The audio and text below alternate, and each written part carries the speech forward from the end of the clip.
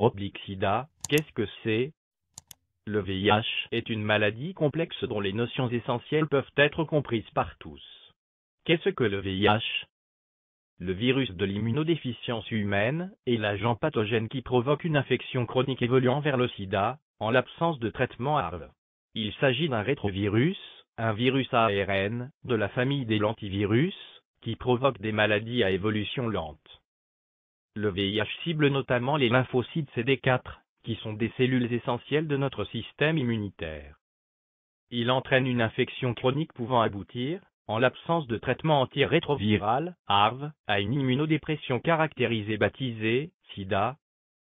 Ce virus, d'une très grande variabilité génétique, est connu sous deux types, le VIH1, identifié en 1983 et le VIH2, identifié en 1986, tous deux à l'Institut Pasteur, et dérivant de SIV, virus de l'immunodéficience simienne, virus existant chez le singe.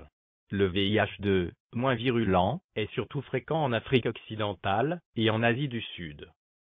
Les modes de transmission. Il existe uniquement 3 modes de transmission du VIH. La voie sexuelle lors du rapport vaginaux, buccaux ou anaux non protégés. La voie sanguine, lorsqu'il y a échange de sang, de la mère à l'enfant pendant la grossesse, l'accouchement et l'allaitement. Plus d'informations sur la transmission du VIH/SIDA. L'évolution du VIH dans l'organisme. Sans traitement, celle-ci peut être résumée en 4 phases. La primo-infection. Le VIH envahit l'organisme depuis son entrée par les muqueuses, ou la voie sanguine jusqu'à sa colonisation complète des tissus lymphoïdes. Une fois installé, le virus fabrique des copies de lui-même, et les libère dans le sang. Cette phase, de quelques semaines à quelques mois, est très variable selon les individus, pouvant passer inaperçue, ou s'exprimer par de nombreux symptômes type symptômes grippaux. La quantité de VIH dans le sang, charge virale, est alors très élevée. En conséquence, les personnes atteintes sont très contagieuses, alors même qu'elles ignorent avoir contracté le virus. Les lymphocytes CD4 chutent de façon vertigineuse, attaqués par le virus.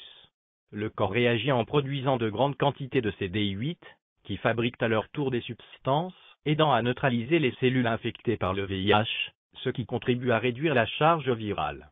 Le système immunitaire apprend à reconnaître et combattre le VIH, et se met à fabriquer des anticorps contre le virus.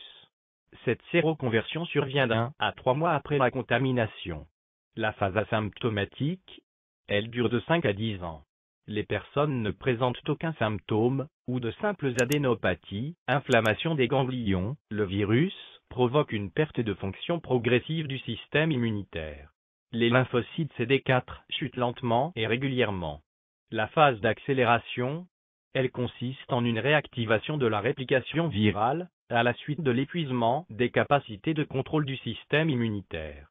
Cette hausse de la virémie induit une chute plus rapide des lymphocytes CD4. Fiche d'information 2019- dernière statistique sur l'état de l'épidémie de sida. Statistiques mondiales sur le VIH. 24,5 millions, 21,6 millions, 25,5 millions de personnes avaient accès à la thérapie antirétrovirale, fin juin 2019. 37,9 millions, 32,7 millions, 44,0 millions de personnes vivaient avec le VIH en 2018. 1,7 million, 1,4 million, 2,3 millions de personnes sont devenues nouvellement infectées par le VIH en 2018. 770 000, 570 000-1,1 million de personnes sont décédées de maladies liées au sida en 2018. 74,9 millions, 58,3 millions, 98,1 millions de personnes ont été infectées par le VIH depuis le début de l'épidémie en 2018. 32,0 millions, 23,6 millions, 43,8 millions de personnes décédées de suite de maladies liées au sida depuis le début de l'épidémie en 2018. Personnes vivant avec le VIH en 2018, 37,9 millions, 32,7 millions, 44,0 millions de personnes vivaient avec le VIH. Aux 36,2 millions, 31,3 millions, 42,0 millions d'adultes. Aux 1,7 million, 1,3 million, 2,2 millions d'enfants inférieurs 15 ans, 79%, 67-92% de toutes les personnes vivant avec le VIH connaissaient leur statut VIH. Environ 8,1 millions de personnes ne savaient pas qu'ils vivaient avec le VIH. Personnes vivant avec le VIH ayant accès à un traitement antirétroviral. À la fin de juin 2019, 24,5 millions, 21,6 millions, 25,5 millions de personnes avaient accès au traitement antirétroviral. En 2018, 23,3 millions, 20,5 millions, 24,3 millions de personnes vivant avec le VIH avaient accès au traitement antirétroviral, soit une augmentation de 7,7 millions, 6,8 millions, 8,0 millions en 2010. En 2018, 62%, 47-74% de toutes les personnes vivant avec le VIH avaient accès au traitement. Aux 62%, 47-75% des adultes de 15 ans et plus vivant avec le VIH ont eu accès au traitement, tout comme 54%, 37-73% des enfants de 0-14 ans. Aux 68%, 52-82% des femmes adultes de 15 ans et plus ont eu accès au traitement. Cependant, seulement 55%, 41-68% des hommes adultes de 15 ans et plus y avaient accès. 82%, 62-95% des femmes enceintes vivant avec le VIH avaient accès à des médicaments antirétroviraux pour prévenir la transmission du VIH à leur bébé en 2018. Nouvelles infections à VIH. Les nouvelles infections à VIH ont été réduites de 40% depuis le pic de 1997. En 2018, 1,7 million, 1,4 million, 2,3 millions de personnes étaient nouvellement infectées par le VIH, contre 2,9 millions, 2,3 millions, 3,8 millions en 1997. Depuis 2010, les nouvelles infections à VIH ont diminué d'environ 16%, passant de 2,1 millions, 1,6 million, 2,7 millions, à 1,7 million, 1,4 million, 2,3 millions en 2018. Depuis 2010, les nouvelles infections à VIH chez les enfants ont diminué de 41%, contre 280 000, 190 000 moins 430 000 en 2010 à 160 000, 110 000 moins 260 000 en 2018. Décès liés au sida. Les décès liés au sida ont été réduits de plus de 56% depuis le pic de 2004. En 2018, 770 000, 570 000-1,1 million de personnes sont décédées de maladies liées au sida dans le monde, contre 1,7 million, 1,3 million, 2,4 millions en 2004 et 1,2 million, 860 000-1,6 million en 2010.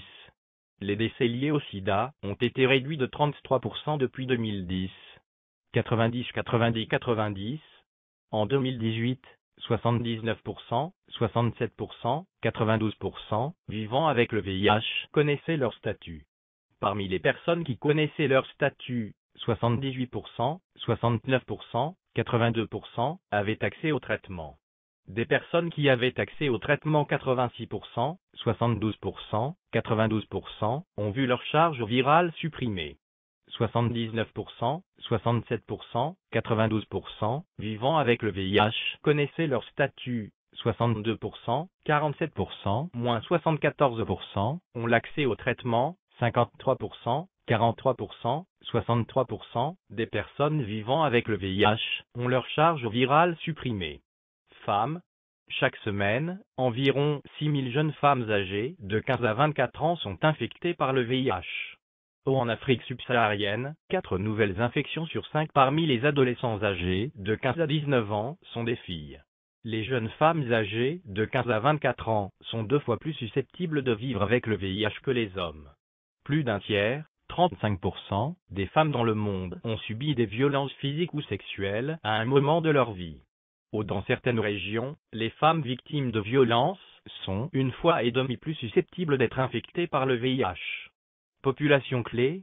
Les populations clés et leurs partenaires sexuels représentent 54% des nouvelles infections à VIH dans le monde. Plus de 95% des nouvelles infections à VIH en Europe de l'Est et en Asie centrale et au Moyen-Orient et en Afrique du Nord. 88% des nouvelles infections en Europe de l'Est et centrale et en Amérique.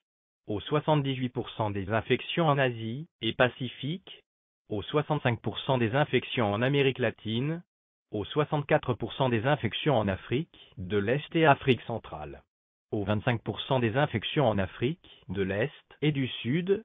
Le risque de contracter le VIH est aux 22 fois plus élevé chez les hommes ayant des rapports sexuels avec des hommes, aux 22 fois plus élevé chez les personnes qui s'injectent des drogues, aux 21 fois plus élevé pour les professionnels, le S du sexe, aux 12 fois plus élevé pour les transgenres. VIH/tuberculose, TB. La tuberculose reste la principale cause de décès chez les personnes vivant avec le VIH, étant ce qui représente environ un décès sur 3. En 2017, 10,0 millions, 9,0 millions, 11,1 millions de personnes ont contracté la tuberculose, dont 9% vivaient avec le VIH. Les personnes vivant avec le VIH sans symptômes de tuberculose ont besoin d'un traitement préventif contre la tuberculose. Ce traitement peut avoir pour effet la diminution du risque de développer la tuberculose et la réduction des taux de mortalité par tuberculose/VIH d'environ 40%. Il est estimé que 49% des personnes vivant avec le VIH et la tuberculose ignorent qu'ils sont co-infectés et par conséquent ne reçoivent pas de soins nécessaires. Investissement. À la fin de 2018, 19,0 milliards de dollars US étaient disponibles pour la lutte contre le sida dans les pays à revenus faibles ou intermédiaires. Environ 56% du total des ressources consacrées au VIH dans les pays à faible revenu et à revenus intermédiaires en 2018 provenaient de sources nationales. L'ONU-SIDA estime que 26,2 milliards de dollars US seront nécessaires pour la riposte au sida en 2020. Données mondiales sur le VIH, données régionales 2018, thérapie antirétrovirale par région 2018. Qui a dit que le VIH/SIDA ne se guérit pas? Désormais, contracter le VIH/SIDA au cours d'un rapport sexuel non protégé n'est plus une condamnation à mort, comme c'était le cas il y a 20 ans grâce à cette plante aux effets antirétroviraux spectaculaires. Comment agit le VIH/SIDA dans le sang? Le VIH a un moyen très efficace d'échapper à notre système immunitaire. Il subit des mutations aléatoires très fréquentes, empêchant notre police interne d'établir des fiches à son sujet et de l'identifier comme intrus. Au long terme, le VIH épuise le système immunitaire avec un nombre de CD4+ qui diminue constamment, le nombre de lymphocytes CD8 par contre augmente en début d'infection, et ne diminue qu'au stade de sida avéré. Le rapport CD4/CD8 est souvent suivi pour voir comment la maladie évolue. Le corps devient plus susceptible aux infections diverses. Les infections les plus courantes sont la pneumocystose, la tuberculose, le sarcoma de Kaposi, ou d'autres infections opportunistes. Mécanisme d'action du Jatropha curcas rouge. Dans un premier temps, il aide le système immunitaire à combattre le VIH, et dans un second temps, il aide le système immunitaire à combattre les infections opportunistes. Remède, Amancibio, contre le VIH/SIDA. Encore et encore les merveilles de la nature. Face au mal du siècle auquel nos frères et sœurs dans le monde ne savent plus où mettre la tête, qui se disaient que tout est fini pour eux, et que leurs jours sont comptés sur terre, voici une plante qui bien utilisée pourrait sauver des millions de vies. Au revoir sida, confirmé avec un test de dépistage VIH. Abonnez-vous, et partagez au maximum pour aider tous ceux qui seraient dans le besoin. Bonne guérison à tous. Il vaut mieux l'essayer, on n'y perd rien en le faisant. Une découverte d'autant plus stupéfiante qu'on a uniquement besoin du manioc et d'une autre plante à la portée de tous. Il aurait fallu du temps. Mais mieux vaut tard que jamais. Un remède aussi simple comme bonjour, capable d'éradiquer systématiquement en un temps record le sida, la maladie du siècle, vient d'être découvert. Un médicament miracle pourra-t-on dire, d'autant plus qu'il est à la portée des plus démunis de la planète. Tenez-vous tranquille. Il n'est point besoin de se rendre dans un centre de santé ou une pharmacie. Il suffit tout juste de vous se procurer de 2 plantes que la nature a gracieusement mises à notre disposition. Incroyable mais vrai. Jatropha. Jatropha est un genre de plante dicotylédone de la famille des Euphambiaceae. On dénombre environ 160 espèces appartenant au genre Jatropha. Espèces originaires d'Amérique centrale ou du Sud, Jatropha rouge, la plante qui tue le VIH/SIDA. Pour aller droit au but, il suffit de disposer du manioc en tubercule et d'une autre plante dénommée jatropha rouge, en feuilles, et le tour est joué. La préparation de cette décoction miraculeuse est tout simple. Préparation: un herment, écrasez les feuilles fraîches de jatropha rouge, avec un peu d'eau, pour en extraire le jus. Ensuite, écrasez le tubercule de manioc, pelé pour en extraire le jus. Enfin, mélangez les deux jus dans une bouteille à garder au frais, à l'abri de la lumière. Mode d'emploi: un verre à boire matin, midi, soir, avant le repas, pendant 45 jours consécutifs. Toutefois, ne pas se coucher aussitôt après la prise du soir. Conseil pratique: si possible, disposez d'un extracteur de jus ou d'une centrifugeuse. Si nécessaire, emportez votre dose de midi dans un petit bouteille et la prendre avant le repas. N'ayez crainte, vaquez à vos occupations sans souci, car votre immunité se rétablira dans le mois qui suit. Cependant, méfiez-vous des institutions où vous allez faire les tests, car elles peuvent vous inoculer des maladies malgré la bonne foi de certains de nos frères qui y travaillent. Enfin, plantez le jatropha rouge dans votre jardin, autour de vous, et laissez les gens en profiter gratuitement.